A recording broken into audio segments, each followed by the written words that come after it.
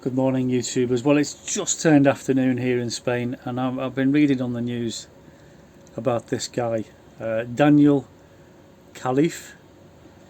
Sounds a bit Arabic, doesn't it? Escape.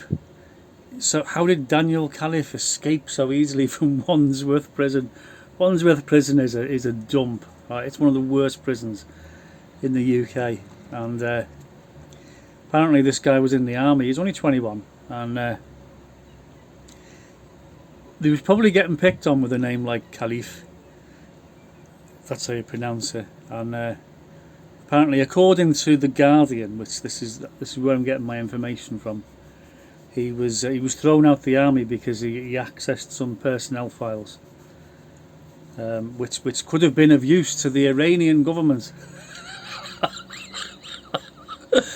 Oh, and he had a fake bomb. He had a fake bomb. Maybe he strapped some sellotape together, and they accused him of having a fake bomb, planting a fake bomb. He's a terrorist. So they threw him in jail in Wandsworth, and the guy escaped. Right, he got a job in the kitchen, and obviously the vans come in and out of the jail.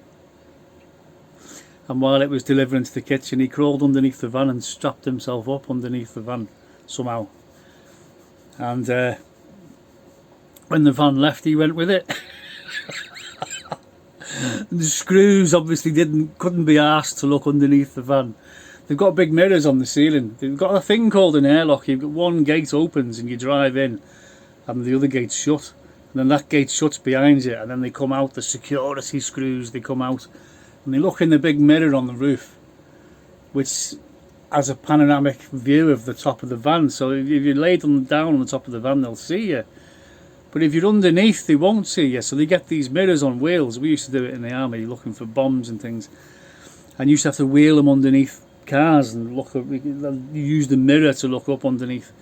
But it's obviously they just couldn't be asked, or they didn't do it properly. And they opened the front door, and out it went into the street. And they didn't know he'd even gone missing for an hour. So he's really made a fool of the army and of the prison service. And they're so outraged. I mean, the guy hasn't even done anything really. He's on remand, and he's been accused of accessing some personnel data. You know, got a list of all the squaddies in your platoon. What are you going to do? Sell that to the fucking Russians?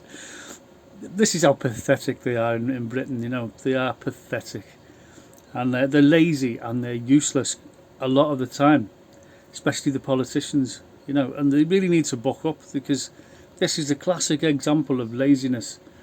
If the screws had done their job properly and looked under the van, even bending down and going like that, they would have seen him hanging underneath the van.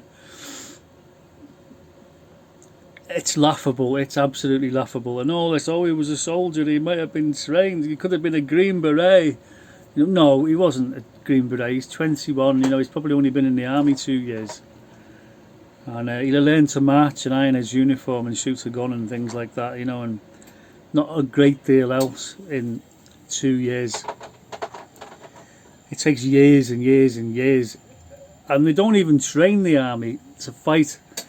I don't even know what regiments he was in. You know, I was in a transport regiment. I was a driver in the Royal Corps Transport, and they never taught us unarmed combat and throwing grenades and stuff like that. We never saw any of that.